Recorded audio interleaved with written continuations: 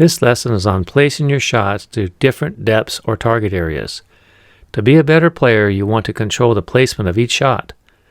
The placement of your shots is based on the distance that your ball travels to these very specific target areas. You want to be able to keep the ball in play and also place the ball in front of the feet of your opponents so they have to hit up on the ball. You can also attack a very specific target like your opponent's right shoulder.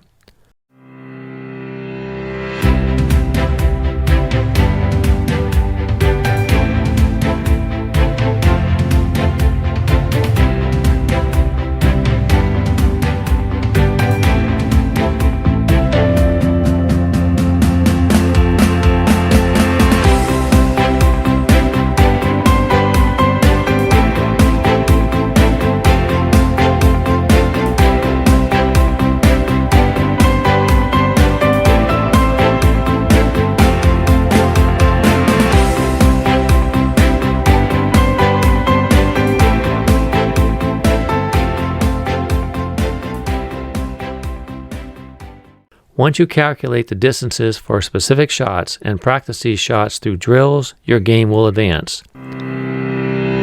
The pickleball court is 44 feet long.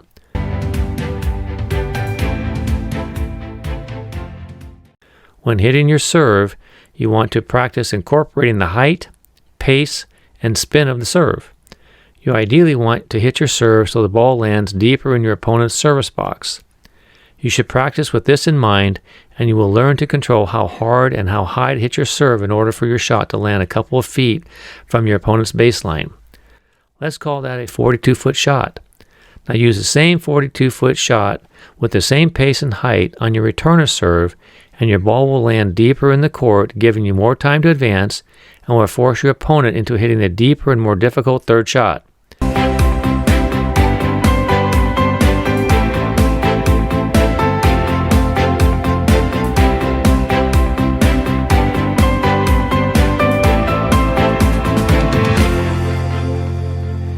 Hitting the ball with one of the two main spins will enhance your ball control.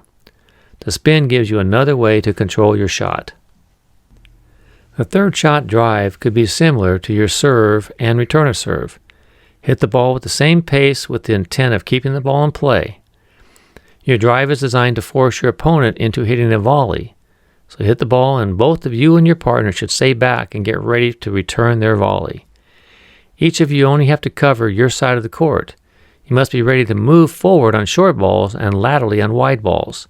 If you can move fairly well, you should be able to physically get your paddle to the returning shot and keep the ball in play.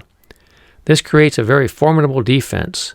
You can also hit a drive and move forward, but bear in mind that your opponent will be hitting a volley, and their shot will require you to have excellent skills in order to keep the ball in play by hitting volleys and half volleys. For the third shot drop, the net is 22 feet from the baseline and the opponent's kitchen is 7 feet in depth, so you have a total distance of 29 feet. Once you have the touch to hit the ball 29 feet, it will become more automatic and your percentages on this shot will increase. The important point to remember is to not hit the ball into the net. Always err to hitting the ball over the net and keeping the ball in play. And as I have stated in many places on this website, when you hit the ball too high, stay back, because it will be much more difficult for your opponent to put the ball away. The principle of your ball traveling a specific distance applies to many sports, including golf and basketball. In golf, you want to be able to hit the proper distances, and it is highly apparent on chip shots with short irons. Another really important shot in golf is one's putt. There is a saying that you drive for show and putt for dough. When you have a short putt of 14 feet, you don't want a big backswing and a long follow-through. How could you expect the ball to travel 14 feet with a large swing? Likewise, when you're hitting a shot in pickleball from your kitchen to your opponent's kitchen, how can you expect the ball to travel 14 feet if you have a large swing? In basketball, a free throw, which is 15 feet, and a three-point shot is much longer depending on the division. The point is that the best players know the distances that their ball should travel, whether it be golf, basketball, or pickleball, and they adjust their shot accordingly. The pace of your shot is the most important factor in determining how far your shot travels and where it lands. Some players just like to hit the ball hard every time. They are effective because at many skill levels, a hard hit ball will force your opponent into a defensive and reactionary stroke.